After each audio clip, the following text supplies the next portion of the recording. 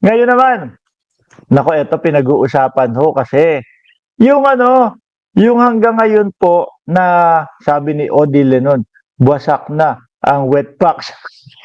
Ikaw may sabi niya, sir ha? Hindi ko nga masabi-sabi. Alam niyo, yung notaryo pinag-uusapan mga kababayan.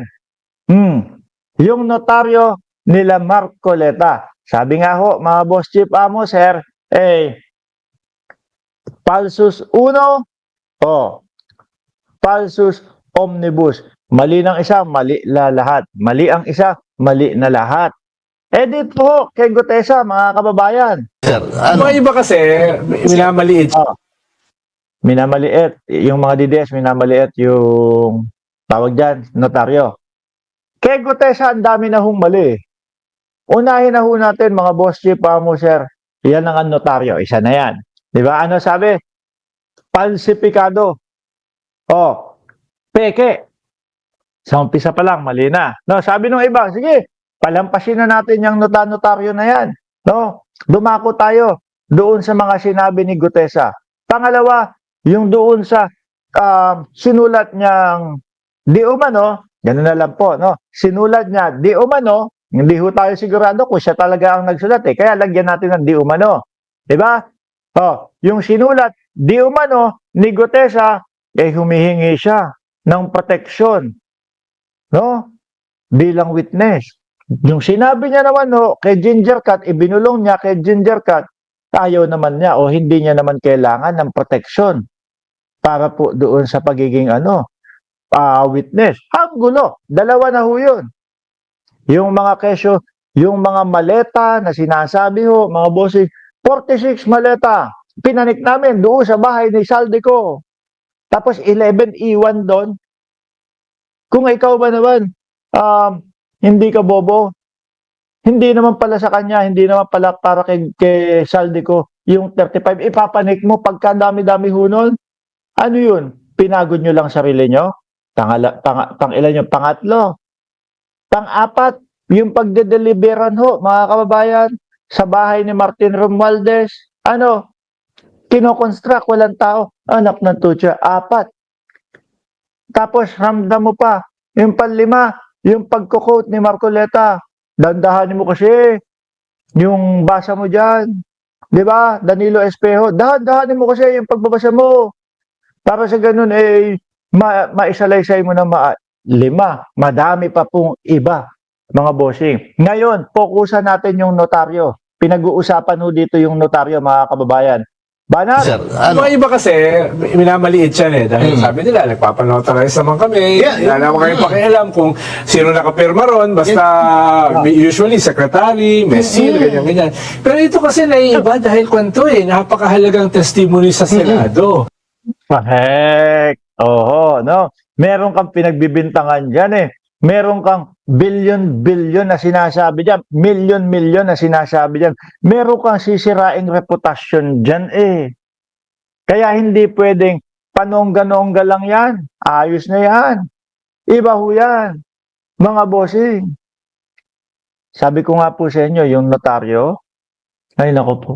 Napakadali nilang gayahin. Napakadali nilang pekein.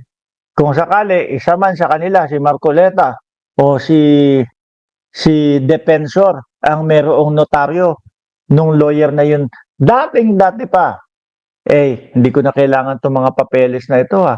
Anyway, sige. Ipa-xerox ko yung isa, tapos dalhin ko sa recto. No? Ang gagawin nila sa recto, babakatin lang po yun.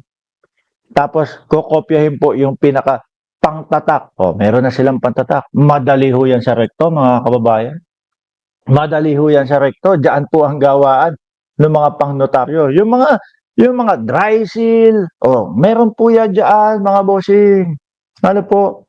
Diyan nagpapagawa yung iba. Ganun ka. Yung pirma, meron naman, hindi naman po lingid sa kaalaman nating lahat, mga kababayan, na napepeke din po ang pirma, nagagaya din po.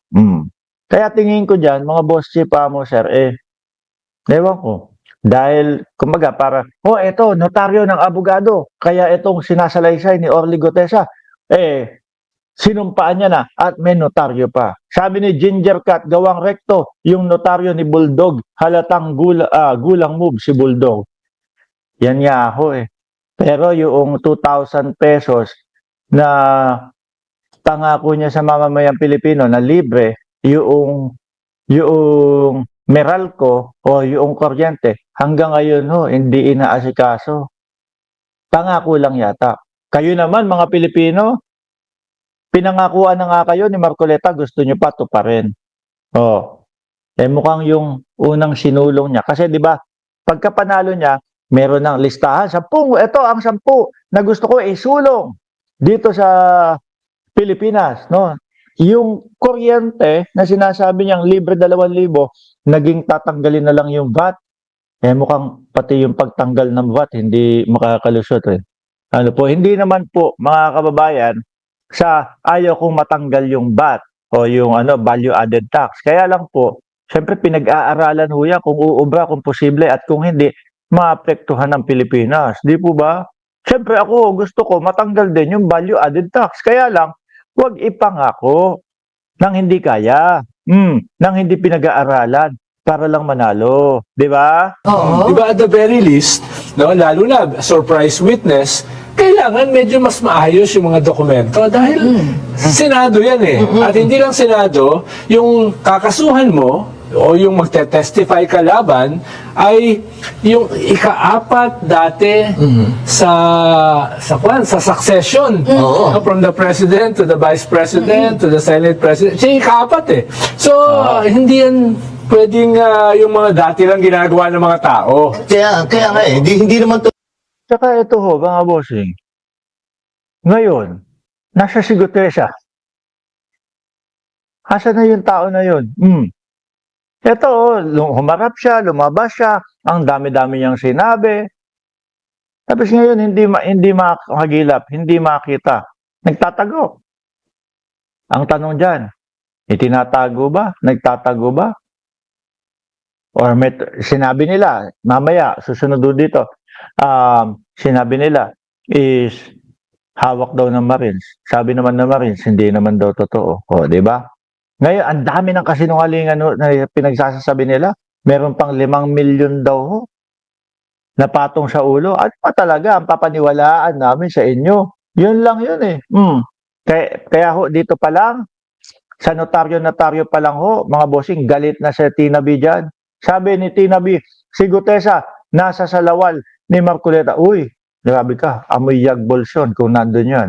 Tuloy, Ma'am Princess Paris, shoutout sa iyo. Ano yung tipong nawala ko yung ID ko at papagawa ko affidavit of loss at kahit sino na lang ang pwede pumirma doon. Ito napakabigat ng mga testigo. At saka nung inihintay na siya para magsampa ng kaso, bigla na nawala. Wala na. Sasampahan namin ng kaso, etc. Tapos, ang sasabihin pa haharapin namin yung abogado. Saan na? Bakit hindi makapagsampa? Baka sila ang masasampahan ng kaso. Baka sila yung si Gutesa ang posible sa perjury. Di ba Jason Permin? Dito, masisira ang iglesia, sabi ni Jason Permin. Hanggang ngayon, nawawala. Tapos, Kuya, sabi ni Pebbles, si Gutesa, INC. Si Marcoleta, alam naman natin, INC. Pati pala si Defensor, sabi niya, INC daw. At ganun, no? Puro INC. ang sabi nga ni Mike Defensor at saka ni Senator Marcoleta, hindi, nasa custody ng Marines. At may nakikising sa kanya, mukhang balak siya patayin. At Langya na yan. Balak patayin, mga bossing. Diyos ko naman, uulitin ko ho. No, sa pang-ilang pagkakataon na nabanggit ko, nasabi ko, sino sa tingin ninyo ang mag-aaksaya ng 5 milyong piso ho, mga bossing, para kay Gutesa? 5 milyong piso. Dahil yun yung sinabi ni Marcoleta, may nakapatong po sa ulo ni Gutesa. No, kaya hindi makalantad-lantad. Kung ano-ano lang yung mga pinagsasasabi mo doon sa Senado, kung ano-ano lang yung mga pinagbabanggit mo, tapos eto lumalabas pa yung notaryo, peki pa, yung inilabas nyo na may notaryo, tapos may magbabayad siya yung 5 milyon para ipapatay ka. Oh. Kung ako ho, mga bossing, yung nasa sitwasyon ni Martin Romualdez, na tingin ko, sila naman ang tinutukoy nila na magpapapatay kay Gutesa. Ang gagawin ko lang ho, manonood lang ho ako kapag yung mga hearing, pagka yung mga live, panoorin ko lang ho yun, mga kababayan. Pag siyempre pinanood ko, makikita ko yung mga komento nyo dyan. Aba, bakit ganun? Pinagtatawa na si Gutesa. Ikaw ba, magbabayad ka pa ng papas lang doon sa tao na? Hindi na. Bahala kayo dyan. Magkengko yan. Bahala kayong magmukhang payaso dyan. At least, alam ko, ang taong bayan, hindi naniniwala sa akin. Di ba? Ang taong bayan hindi naniniwala. Hindi naniniwala kay Gutesa. Sorry. Wala kayo dyan. No? Bakit pa ako mag-aaksaya 5 milyon? Huli ng Marines at nasa record nila. Lahat yun, dinisclaim ng Marines. So, nasa na ba talaga? So, nagtatahinan ng kwento. Oo, at syempre, Atras natin, ayan yung Marines. So, ang sinabi ng Marines, mga kababayan, mga boss chief sir, ay hindi totoo na hawak nila si Gutesa. hindi, nasa custody ng Marines. At may nakikising sa kanya, mukhang balak siya patayin. At nahuli ng Marines at nasa record nila. Lahat yun, dinisclaim ng Marines. So, nasa na ba talaga? So, nagtatahinan ng kwento. Oo. Tataguan, nagtatakipan, ganyan na lang ho yan, mga kababayan. Natatakot na ho yung mga magsilabas, magsilantad. Bakit po? May kakaharaping mga kaso ho di ba? Oo, at syempre, very volatile yung ating political landscape. Oo nga. Yan, Nagulat si Sir Leo, sabi, grabe Mark, 5 million daw, sino naman ang magbabayad nun? Papagbintangan na naman niya si Kung yun lang naman ho talaga ang target at punter yan ng mga yan. Ano po, wala namang maniniwala kay Boy Peluca at Defensor. Correct. Oo. yan ay all sides talagang susuliinan under the microscope. Oo. Kaya itong misteryo na ito, sana ay ma-resolve na pagbukas ng Blue Ribbon sa November 4th. Sa November 4, nako yan. November 14 ho ang pagbabalik ni Senator Ping Lacson doon po sa Senate Blue Ribbon Committee. Malamang sa alamang, iyakan na naman ho ang kampo ni Rodante Marcoleta. Di ba, Boss Mark? Lagi kang mag-iingat. Napanood ko video nyo tungkol kay Percy Lapid. Sabi ni Roderick Palad Martinez. Salamat ho. No?